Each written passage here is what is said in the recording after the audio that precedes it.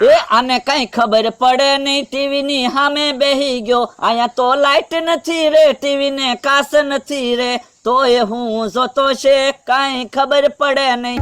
એ ભોળા દાદા, ગીત પૂરું થયો, સમાચાર નો ટાઈમ થઈ ગયો, હાલો પછી મરસા વીણશો. હે સમાચાર શરૂ થઈ ગયા? હા, સંજય પુણ્ય હાંગ પુણ્ય સ્પાઈન પુણ્ય તૈત પુણ્ય મને જાય સ્પાઈન પુણ્ય મને આમ જ્યુસ મને મને જોરે સ્ટાઈન પુણ્ય તાઈ તાનો તાનો વરસ સ્પાઈન પુણ્ય ઓય બાપા, આમાં તને હું ખબર પડે કે તું આના નામ કરે?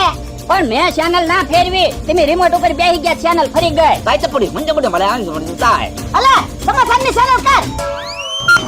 નમસ્કાર મિત્રો, આ કાર્યક્રમના પ્રાયોજક છે તેજ ડિજિટલ. તો જોઈએ આજના તાજા સમાચાર. સૌથી પહેલા મોટી બે ખબર.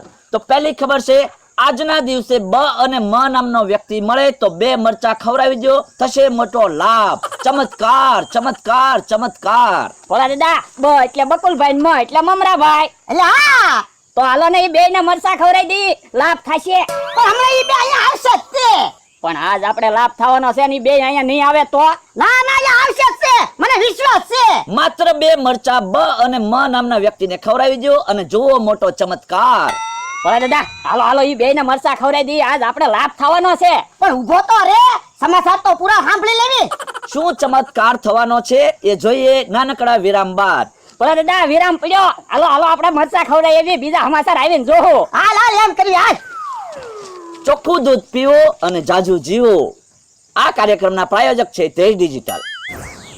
મમરાભાઈ, હા, ઘડીક અહીંયા ઉભા રહ્યો, પોરો ખાઈ લેવી.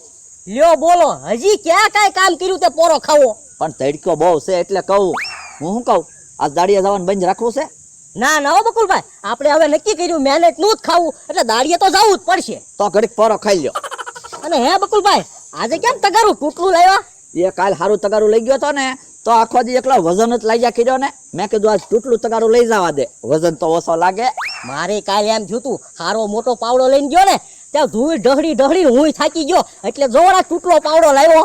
હા સારું કર્યું, લે આ બે અહીંયા મળી ગયા. તમારું એક કામ હતું. શું કામ છે વળી? એ તમારે બેયને એક એક મરચું ખાવાનું છે.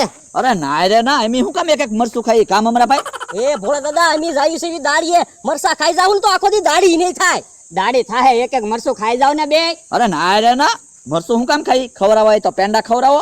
પણ એક એક મરસું ખાઈ જાવ ને પછી પેંડા ખવડાવશું કા ભોળા દાદા? તો મરસા ખાવાના થાતા જ નથી ભોળા દાદા. પણ તમને બેયને હું હો રૂપિયા આપું.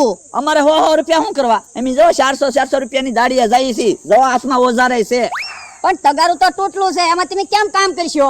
એ સાસોદી કામ હાલે ને એટલે આવા ઓજાર રાખીએ એમ. કામ અમારા ભાઈ. તો અને તમે પાવડો તૂટલો લીધો, તૂટલા પાવડાથી શું કામ કરશો તમે? ઈ ધીમે ધીમે કામ થાય ને એટલે તૂટલો પાવડો લીધો. એ હારું, એક એક મરસું ખાઈને પછી કામે જાવ. મરસું તો ખાવાનું થાતું જ નથી, તમે બે મરસા ખાવ. ઉભા રહ્યો, તમને બેયને હું હાથ જોડું, એક એક મરચું ખાઈ જાવ. તો હાથ ને જ જડવા, ખિસ્સામાં હાથ નાખો તો મરસા ખાવી. કામ અમારા ભાઈ. હા ભોળા દાદા, બે ને 500 રૂપિયા આપી ગયો, બે ને એક એક મરસું તો ખવડાવવું જ છે. અહીંયા બેયને 500 રૂપિયા આપું, મરચું ખાઈ જાવ. તો મરસું ખાઈ એક એક. લ્યો અમારા ભાઈ, ખાઓ મરસું. મરચું ખાઈ જાવ, મરચું ખાઈ જાવ. જો બોલો લ્યો, આપણે મરસા ખાધા તો ઈવડાઈ કેમ ડિસ્કો કરતા કરતા ભાગ્યા? મને તો એવું લાગે બકુલભાઈ, કોક શરત માર્યા હશે ને ઈવડે બે જીતી ગયા હશે તો ડિસ્કો કરતા હોય. અમથા ને એને હારે શરત નહીં માર્યા હોય ને.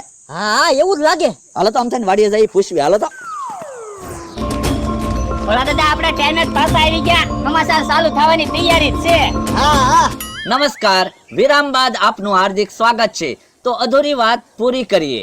વાત કરતા હતા આપણે, બ અને મ નામના વ્યક્તિને જો 2 મરચા ખવડાવશો તો થશે બહુ મોટો ચમત્કાર.